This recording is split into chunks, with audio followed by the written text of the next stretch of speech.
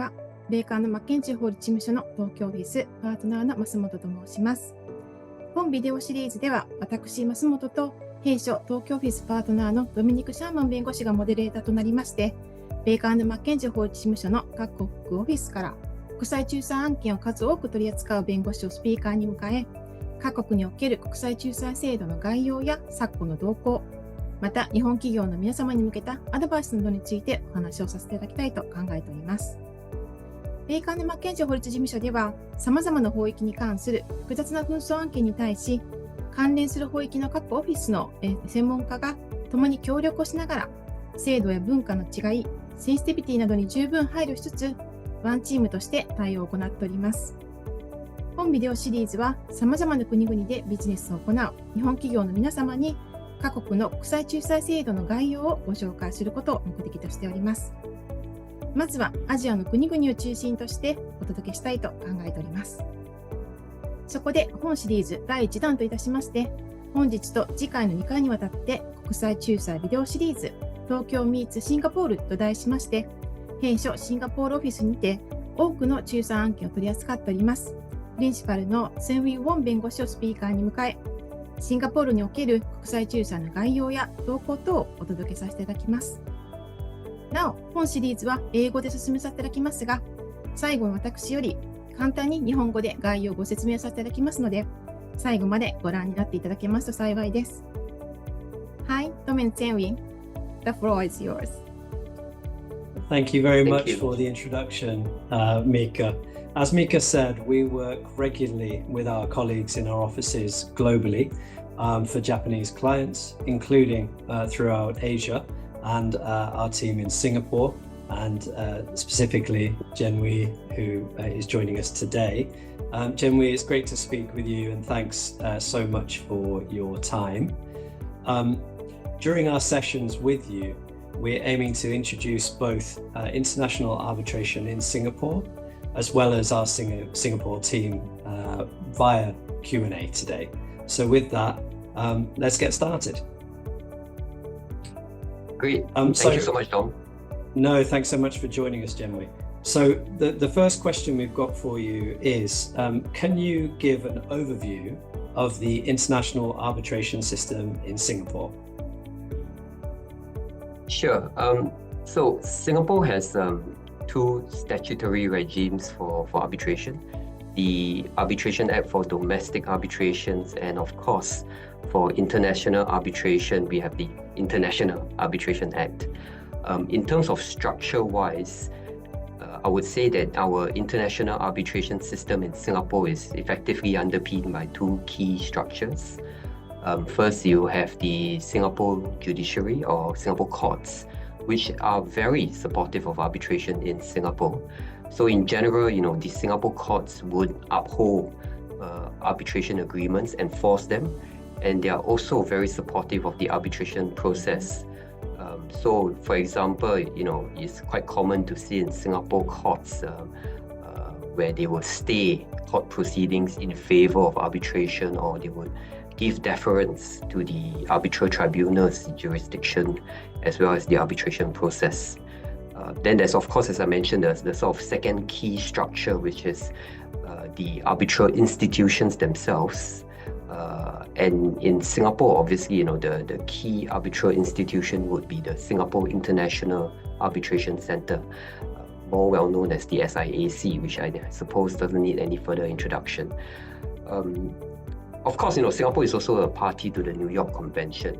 So there is a very strong recognition for, as well as enforceability of Singapore-seated arbitrations in other signatory countries of the New York Convention.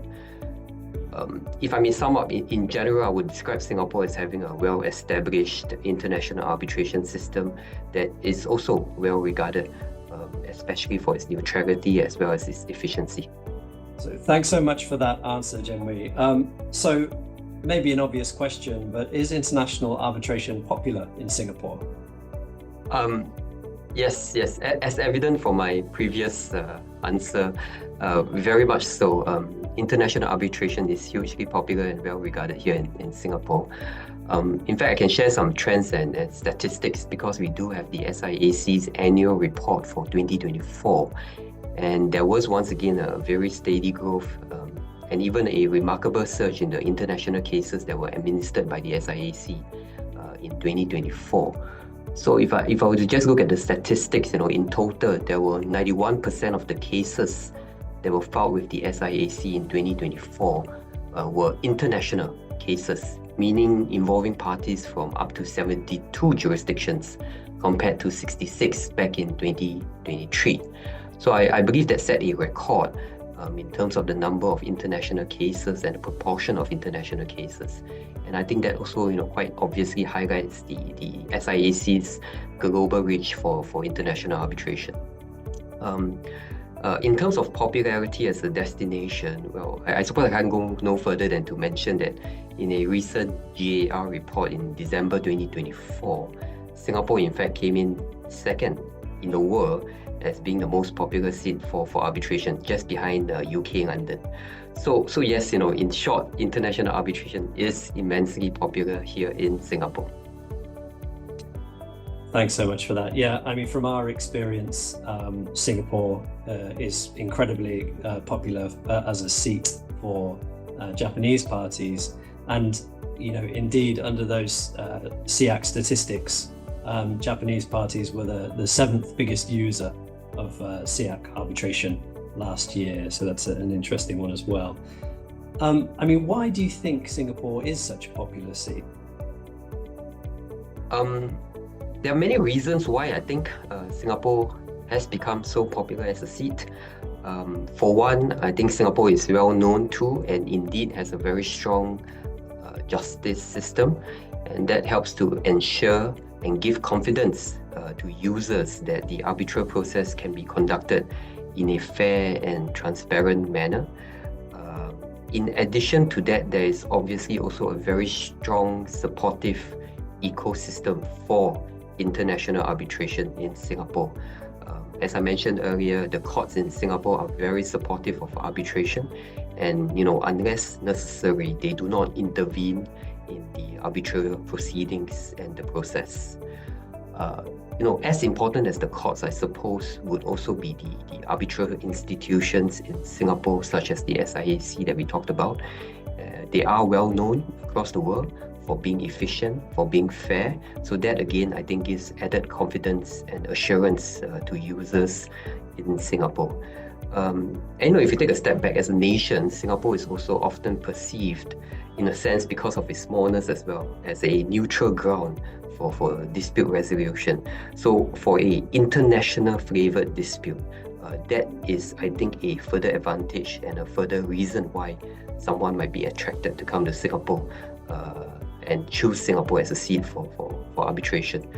So in a sense, if I may just sort of sum up again, I suppose the reputation for fairness, together with the confidence to be able to resolve your disputes in a fair manner and in accordance with its merits. And I do think also, a location where people can feel comfortable, where the infrastructure is there. All this, I think, do contribute to Singapore being an active and supportive environment for international arbitration. I agree from my experience as well, generally of working with you. I guess the next kind of more specific questions, what kind of industries commonly end up in arbitration in Singapore? I mean, there can be a quite a broad spread, but are there any particular industries that do come up? I will speak to my experience and obviously in Singapore. For Singapore, I think arbitration is frequently used across a range of industries, with, I think, construction and commercial international disputes being particularly prominent.